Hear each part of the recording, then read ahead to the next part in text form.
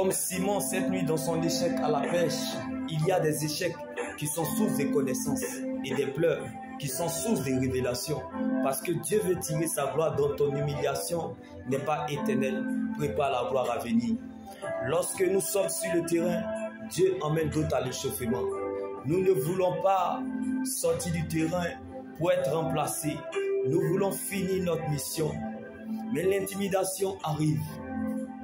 Les obstacles de la vie arrivent. La frustration qu'on nous méprise, qu'on nous insulte arrive. Mais nous ne regardons pas à cela. Car Jésus-Christ est l'unique regard dont nous avons besoin. C'est pour cela, le problème n'est pas le problème, ni ce qu'on te fait, ni le temps qui passe qui compte pour Dieu.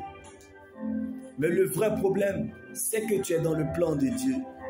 Bien-aimé, lorsque vous êtes dans le plan de Dieu, comme Pierre cette nuit dans son échec à la pêche, l'adversité, la contradiction, la persécution, l'inacceptable, l'inexplicable, l'incompréhension, le déshonneur public est inévitable.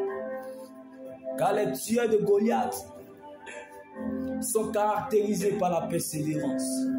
Et les tueurs de Pharaon, malgré l'adversité, la persécution ou la contradiction, ils ne reculent devant rien.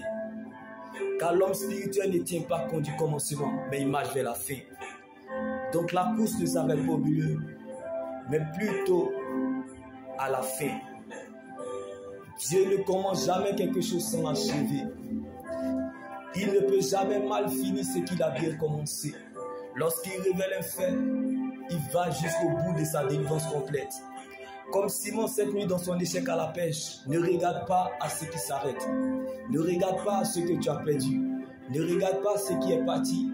Mais vérifie bien ce qui reste. Car Dieu commence toujours avec le reste. David avait la pierre en main, mais il comptait sur Dieu. Même si tu n'as pas le bâton de Moïse en tes mains, laisse-moi t'annoncer cette bonne nouvelle en ce jour. Que c'est à travers Pharaon que Dieu a tracé un chemin pour Moïse sur la mer Rouge. Donc c'est au travers de vos épreuves que Dieu vous ouvrira un chemin. C'est là votre vraie vie, votre vrai destin. La parole de Dieu finit toujours par remettre chacun dans le couloir de sa destinée. La destinée n'est pas la destination. Donc la chose se comporte en fonction de la distance à parcourir. Alors ne laisse personne te priver de ton éternité qui est l'enjeu majeur de ton existence.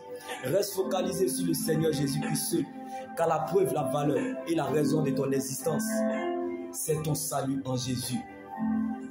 L'histoire ne se souviendra pas des problèmes que nous provoquons, mais l'histoire se souviendra des problèmes que nous résolvons. Donc ce qui t'a fait mal hier à Gethsemane et te trouble aujourd'hui à Golgotha deviendra un témoignage pour toi demain en Galilée. Le vrai problème, c'est que tu es dans le plan de Dieu. Lorsque vous avez l'impression d'être dans les ténèbres, c'est que vous êtes dans un puissant moment de transformation. Car la connaissance sauve, mais c'est la révélation qui transforme.